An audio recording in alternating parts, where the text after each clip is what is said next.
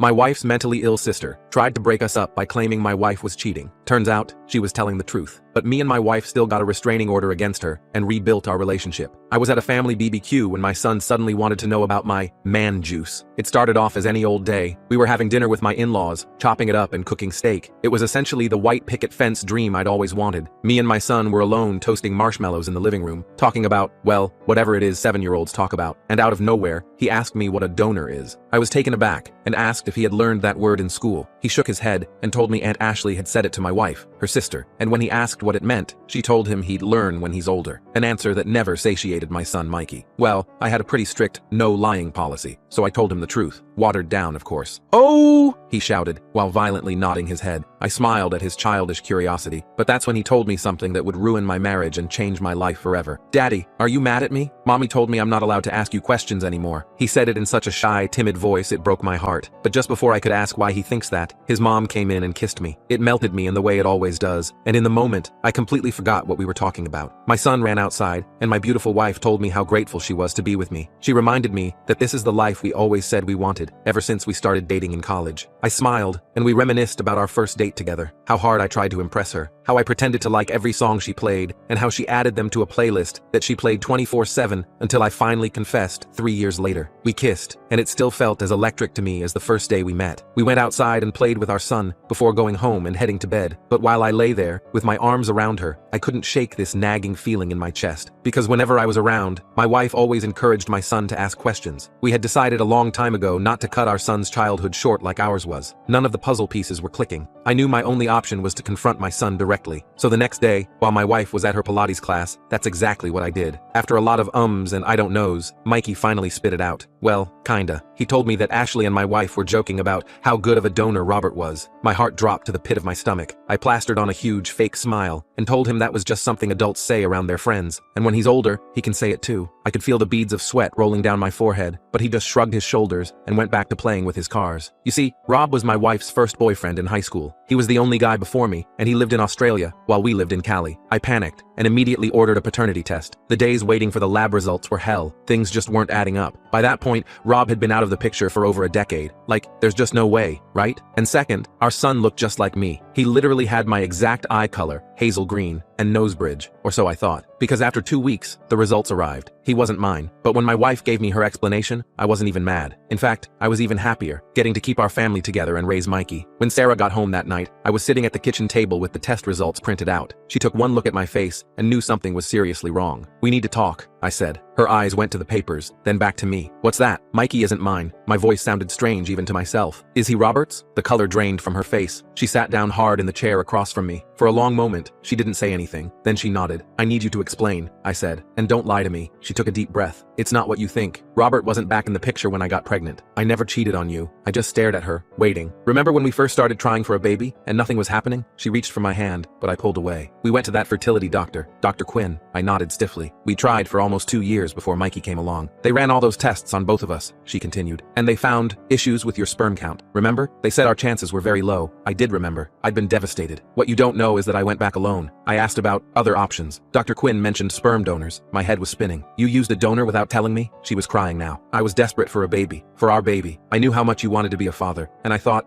if I used someone who looked like you, so you picked your ex-boyfriend?" My voice rose despite myself. "No. God, no. It was completely anonymous. I never knew who the donor was." I pointed to the papers. "Then explain what Mikey overheard. About Robert being a good donor." Sarah wiped her eyes. "That was about Robert Miller, Ashley's co-worker. He donated bone marrow to his niece. We were talking about how brave he was." The explanation hit me like a truck. It made perfect sense. Ashley worked at a pediatric hospital. They'd been having a normal conversation, and my paranoid brain had jumped to the worst conclusion. "But Mikey said Ashley told him not to ask me questions," I said, still needing to understand. Sarah looked confused. "I would never tell him that. Never. That doesn't make any sense. You know how important open communication is to both of us." We talked for hours that night. We cried. We fought. But in the end, I realized something important. Mikey was my son. Biology be damned. I'd raised him. I loved him. Nothing could change that. Sarah and I still had a lot to work through. The lie had damaged our trust. But when I looked at our family, the one we'd built together, I knew it was worth fighting for. The decision to forgive Sarah was the hardest I'd ever made. But seeing Mikey's face light up when I came home from work that evening, yelling "Daddy!" and launching himself into my arms, how could I walk away from that? I told Sarah we'd work through this together, but we needed complete honesty moving forward. For a few weeks, things seemed okay. We went to a marriage counselor, Dr. Jennifer, who specialized in family secrets and rebuilding trust. She had a warm office with comfortable chairs and gentle lighting that somehow made difficult conversations feel less threatening. Sarah patiently answered all my questions about the donor process. I learned she'd chosen someone with my physical characteristics, height, eye color, even my damn blood type. She'd thought of everything except telling me the truth. I just wanted us to have our family, she kept saying, tears streaming down her face. I was afraid you'd leave if I told you we needed a donor. Honestly, that hurt worse than the lie itself. Did she really think I was that shallow? But Dr. Jennifer helped me understand Sarah's fear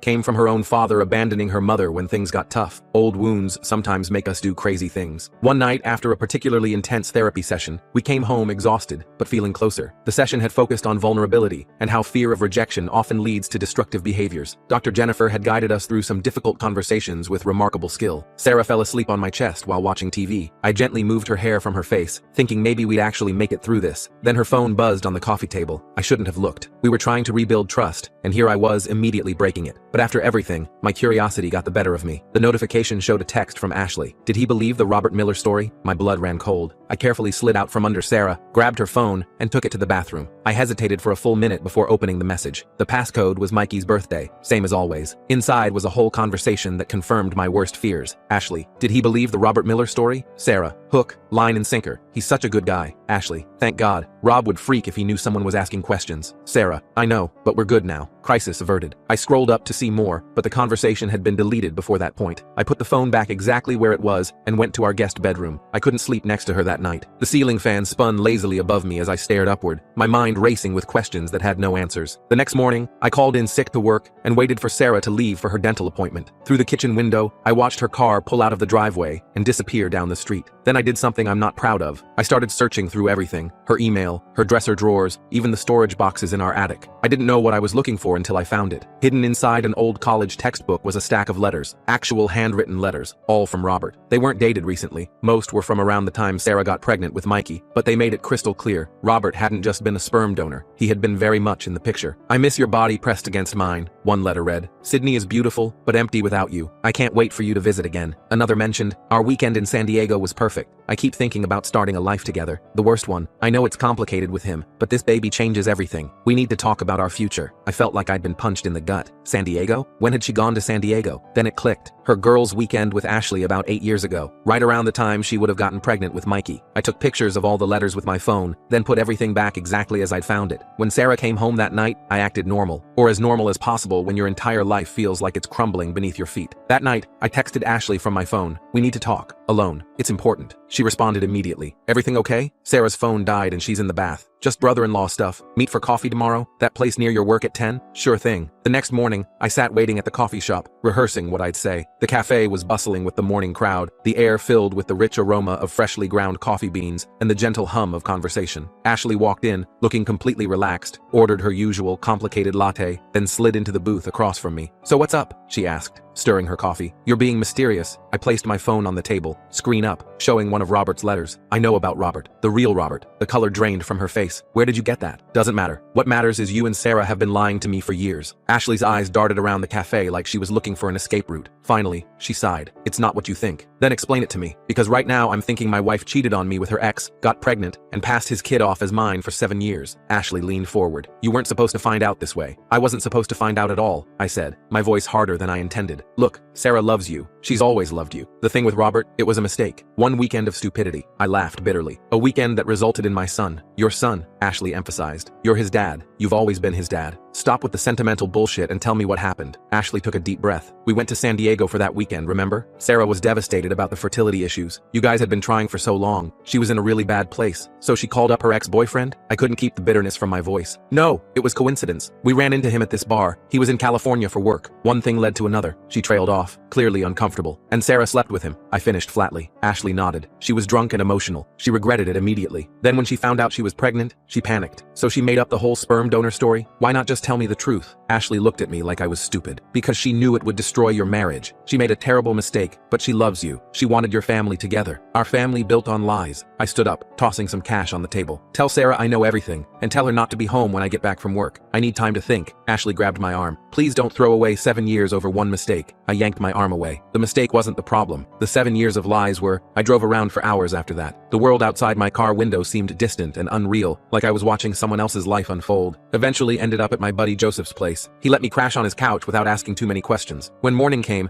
I had 37 missed calls and texts from Sarah. I finally texted back, "I know about San Diego. I know Robert is Mikey's biological father. I need space." Her response was immediate. "Please come home. Let me explain. Don't throw away our family." That word, family, hit me hard, because despite everything, we were still a family, and there was Mikey to consider. I couldn't just disappear from his life because of Sarah's betrayal. I went home that evening to find Sarah sitting on our porch steps. Her eyes were red and puffy from crying. She stood when my car pulled in, but didn't approach. "Where's Mikey?" I asked, keeping my distance. "With my parents. I thought we needed to talk privately." I nodded and followed her inside. Our house felt strange, like I was visiting someone else's life. Family photos mocked me from every wall. Was anything real? We sat on opposite ends of the couch. Sarah pulled out a folder and placed it on the coffee table between us. "Before you say anything, I need you to see these," she said. Inside were medical documents from 8 years ago, fertility test results, doctor notes, and a signed agreement from a sperm bank. "I didn't lie about using a donor," she said quietly. "I did go to the clinic. I did choose someone with your characteristics. I did get inseminated there." I stared at the papers, confused. "But Robert," happened 2 weeks before the procedure. Her voice cracked. "It was one terrible night, not a weekend. Ashley lied to protect me. I was at rock bottom about our fertility issues. I ran into Robert by chance at a bar when I was alone in San Diego. I got drunk. I made the worst mistake of my life. I struggled to process this new information. Then why all the letters? Why was he talking about the baby?" Sarah looked confused. "What letters?" I showed her the pictures on my phone. Her eyes widened, then narrowed. "These aren't real," she said firmly. "I haven't received letters from Robert, ever, and he definitely never knew about the pregnancy. They were in your college textbook in the attic." She shook her head. "I donated all my college books years ago. This doesn't make sense." Now I was thoroughly confused. If the letters are fake, who put them there? And why? Sarah's face suddenly changed as realization dawned. "Ashley, check the postmarks." I zoomed in on the photos. There were no postmarks on the envelopes. No stamps either. "Why would Ashley do this?" I asked. Sarah looked sick. I think she wanted us to break up. That's ridiculous. She's your sister, who's been in love with you since college." I nearly choked. "What? No way. She told me once, drunk at her bachelorette party. Said she'd met you first at that frat party, but you only had eyes for me. I thought she was over it, especially after she married William." Things started clicking into place. Ashley's divorce last year, her suddenly spending more time at our house, the looks I dismissed as friendly affection. "I need to know the truth, Sarah. The absolute truth. Is there any chance Robert is Mikey's father?" Sarah took my hands. "I had the procedure 2 weeks after the incident. Dr. Quinn said the timing made it virtually impossible for Robert to be the father. But if you want DNA confirmation, I understand." I thought about the paternity test I'd already done. It proved I wasn't Mikey's biological father, but it didn't prove Robert was. Given what I now knew about Ashley's manipulation, it seemed likely that Mikey was the donor's child, not Robert's. The test had only confirmed what Sarah had already admitted, that I wasn't the biological father. "Why did Ashley tell Mikey not to ask me questions?" I asked, still needing to understand everything. "She's been trying to drive us apart," Sarah said, her voice breaking. "My own sister. We spent the night talking through everything." Sarah showed me messages between her and the actual Robert from years ago. Nothing romantic, just occasional friendly check-ins that stopped entirely after she got pregnant. She even offered to reach out to him for a paternity test. I decided that wasn't necessary. Whether the donor was Robert or anonymous donor number 4578, the result was the same. Mikey wasn't biologically mine, but he was still my son. The next day, we invited Ashley over. She came bouncing in like nothing was wrong, gave me a lingering hug that now felt creepy, and sat down expecting our usual family dinner. "Where's my favorite nephew?" she asked, looking around. "Still at my parents'," Sarah said coolly. "We wanted to talk to you alone." Ashley's smile faltered. "About what?" I placed the letters on the table. "About these. About why you planted fake letters in our attic. About why you told Mikey not to ask me questions." Her face went through a series of expressions. Shock, denial, anger, and finally, defeat. "You don't deserve her," Ashley whispered, glaring at me. "You never did." Sarah stood up. "Ashley, what did you do?" Ashley laughed bitterly. "What did I do? I tried to open your eyes. He's not even Mikey's real father." "I know," I said calmly. "I've known for weeks." That threw her. "You know?" Sarah told me everything. About the fertility issues. About the donor. Everything. Ashley's eyes darted between us. "But the letters are obvious fakes," Sarah finished. "Robert didn't even know I was pregnant, and I certainly wasn't visiting him in Sydney while carrying another man's child." Ashley's face crumpled. "I just wanted me?" I asked, disgusted. "Were you really willing to destroy your sister's marriage? Your nephew's family?" Tears streamed down Ashley's face. "You don't understand. I've loved you since that first night at the Kappa house, but you never even saw me. It was always Sarah." Sarah moved to sit beside me, taking my hand. "Ashley, you need help. Professional help. This is not normal behavior. What's not normal is pretending to be one big happy family when everything is built on lies," Ashley shouted. I'd had enough. "The only person lying here is you. You manipulated my son. You tried to destroy my marriage. You need to leave. Now." Ashley stood, suddenly calm. "This isn't over. He deserves to know the truth." Sarah stiffened beside me. "What are you talking about?" "Mikey. He deserves to know his real daddy isn't his daddy at all." I felt Sarah trembling beside me. I squeezed her hand reassuringly. "If you go anywhere near my son with this, I will get a restraining order," I said evenly. "And I will make sure everyone in the family knows exactly what you tried to do." Ashley stared at us for a long moment, then grabbed her purse. "You'll regret this, both of you." After she left, Sarah collapsed against me. sobbing. I can't believe she would do this. My own sister. The next few days were tense. We picked up Mikey from his grandparents' house, trying to act normal while constantly checking our phones for messages from Ashley. We'd agreed not to tell the rest of the family yet, hoping Ashley would get help on her own. Then came the text from Nancy. Is it true? Ashley says you've been lying about Mikey's father. Sarah called her mom immediately. Mom, Ashley is having some issues. Whatever she told you isn't true. I could hear Nancy's voice through the phone, high-pitched and upset. She showed us letters, Sarah. Letters from Robert talking about being the baby's father. Those letters are fake, Mom. Ashley wrote them. Nancy went quiet for a moment. That doesn't make sense. Why would she do that? Sarah looked at me, then at the ground. Because she's in love with my husband and wants to break us up. There was a long silence on the other end. Your father and I are coming over. Now. An hour later, we were sitting in our living room with Dave and Nancy, explaining everything. The fertility issues, the donor, Ashley's deception. I left out the part about Sarah's one-night mistake. Some things parents don't need to know. Dave looked grim. I've noticed Ashley acting off since her divorce, but this is beyond concerning. Nancy was crying quietly. We should have seen it. She's always been so competitive with you, Sarah. What should we do? Sarah asked. I'm worried about what she might tell Mikey. Dave straightened up. Your mother and I will handle Ashley. You two focus on protecting Mikey. The next day, Dave called to tell us Ashley had agreed to see a therapist. Apparently, she'd broken down when confronted by both parents, admitting everything. The fake letters, manipulating Mikey, her obsession with me. I thought that would be the end of it. We could start healing, rebuild our family. Then I picked up Mikey from school. As soon as he got in the car, I knew something was wrong. His usual chatter was missing. He stared out the window silently. Everything okay, buddy? I asked. He looked at me with those big hazel green eyes. Aunt Ashley came to see me at recess. My heart stopped. What did she say? His bottom lip trembled. She said you're not my real dad. That my real dad lives in Australia. Is that true? I pulled the car over, my hands shaking too much to drive. I turned to face him, trying to find the right words. Mikey, I am your real dad. I've been your dad since the day you were born. I tried to keep my voice neutral, but there's something called biology, which is about how babies are made. And in that way, someone else helped make you. His forehead wrinkled in concentration. Like a donor? The man juice thing? Despite everything, I had to smile. Yeah, buddy, like that. Mom and I wanted you so badly, but my man juice couldn't make babies, so we got help. From the Australia man? No, from a doctor and a donor. The Australia man is just someone Mom knew a long time ago. Aunt Ashley is confused about some things right now. Mikey thought for a moment. So you're still my dad? Just not my bio dad? I'm your dad in all the ways that matter. I love you more than anything in the world. He unbuckled his seatbelt and launched himself across the center console to hug me. I love you too, Dad. That night, after Mikey was asleep, Sarah and I made a decision. We filed for a temporary restraining order against Ashley. We met with a lawyer about formal adoption proceedings so I could legally adopt Mikey, even though I was already on his birth certificate. We even talked about moving, maybe to Northern California to get some distance. But most importantly, we decided our family was worth fighting for. The foundation might have been built on a complicated truth, but the love was real. Mikey was my son. Sarah was my wife. And nothing, not Ashley's schemes, not biology, not even the challenges still ahead, could change that. As we move forward, I know there will be difficult days. The restraining order against Ashley turned out to be more complicated than we expected. The cops were sympathetic, but explained we needed more evidence since she hadn't made explicit threats. They basically told us to document everything and come back if she escalated. Super frustrating, but at least we had it on record. Sarah's parents were absolutely devastated by all of this. Nancy called Sarah crying almost daily, blaming herself for not seeing the signs of Ashley's obsession. Dave stopped golfing and barely left the house. He'd been really close with Ashley, always taking her fishing and teaching her about his tools. So this hit him especially hard. I felt terrible for them, but our priority had to be protecting Mikey. Speaking of Mikey, that kid is seriously resilient. After our car talk about donors and bio-dads, he seemed mostly fine. He asked a few follow-up questions over dinner that night. Do I have the Australia man's eyes? And, can I still like dinosaurs if you don't? But then moved on to talking about his friend Jacob's new puppy. Sarah and I exchanged looks of relief over his head. Kids are amazing that way. They can process huge revelations and then immediately switch to what really matters, like puppies. We decided to get Mikey into therapy too, just to make sure he had a safe space to process everything. Dr. Jennifer recommended her colleague Dr. Richard, who specialized in children. Mikey actually loved going because Dr. Richard had this massive collection of Legos in his office. I wish I could say things immediately got better after that, but that's not how real life works. About a week after we filed the restraining order, I got a weird email from a profile I didn't recognize. The subject line was just, Mikey's real father, and my heart sank. I almost deleted it without opening, thinking it was Ashley using a fake account, but curiosity got the better of me. It was from Robert. I don't know if this is appropriate, but Ashley contacted me last week with some very disturbing claims. I wanted to reach out directly, rather than assume anything she said was true. If you're willing to talk, I'd appreciate clearing this up. I showed Sarah immediately. She went pale and sat down hard on the couch. She actually contacted him? This is insane. Should I respond? I asked. Sarah nodded. We need to know what she told him. So I wrote back, keeping it brief. I told him Ashley was having some mental health issues and had been making false claims about our family. I mentioned we had a restraining order pending against her, stretching the truth a bit, and asked what exactly she'd said. His response came the next morning. Apparently, Ashley had messaged him on Facebook,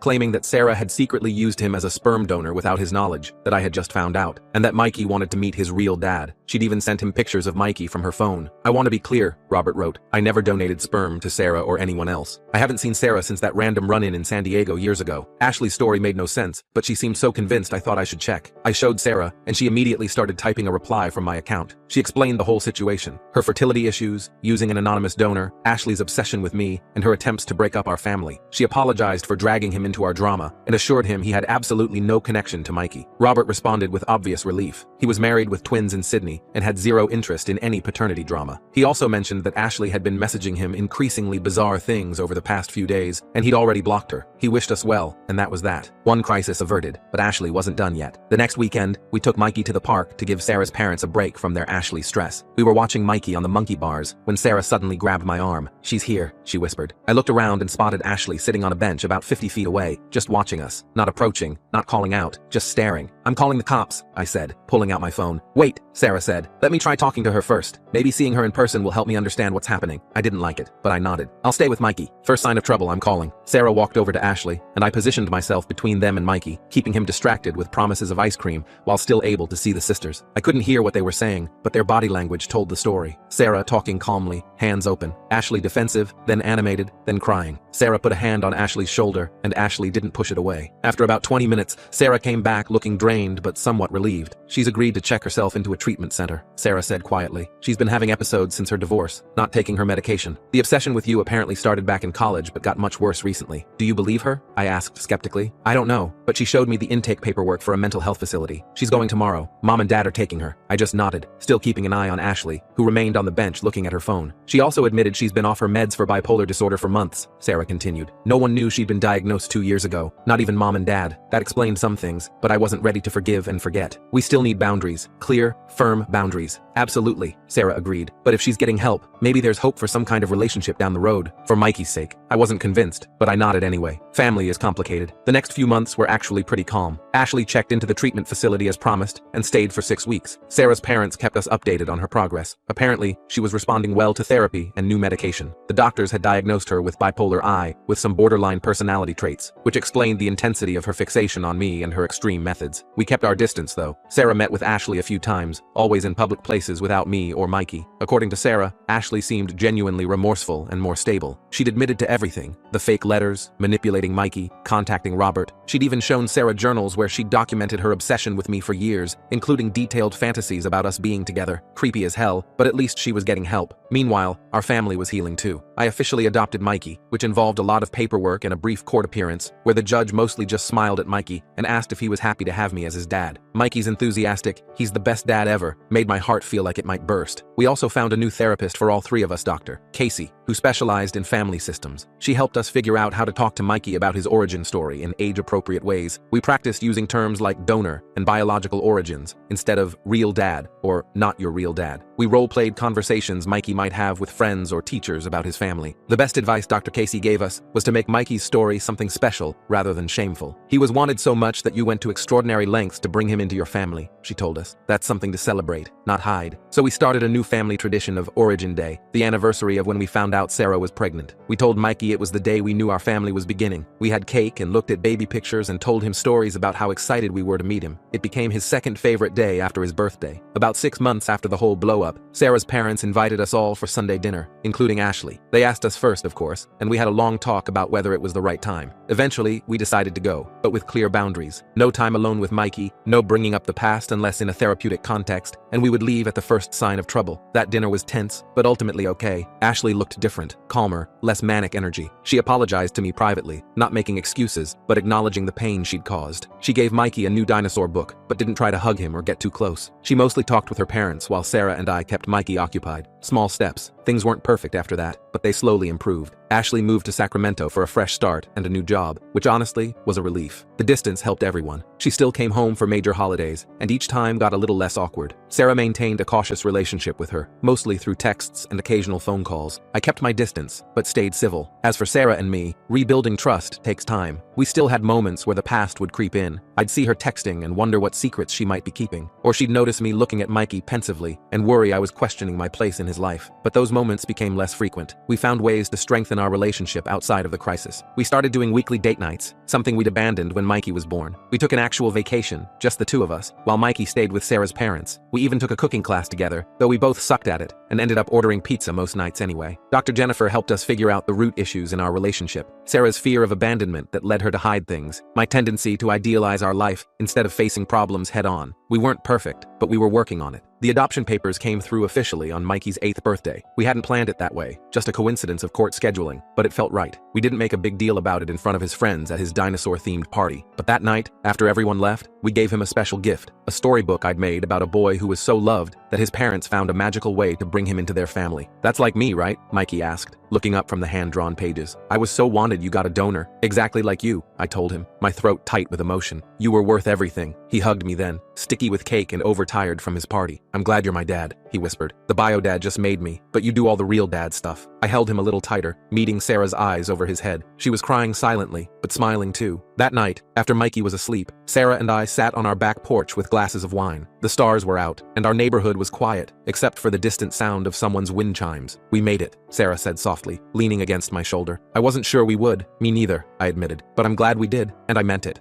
Our family wasn't what I had pictured when we were dating in college. It was messier, more complicated, built on some hard truths and painful growth, but it was real, and it was ours. And at the end of the day, that's what family is. Not the perfect story you imagine, but the imperfect one you fight for.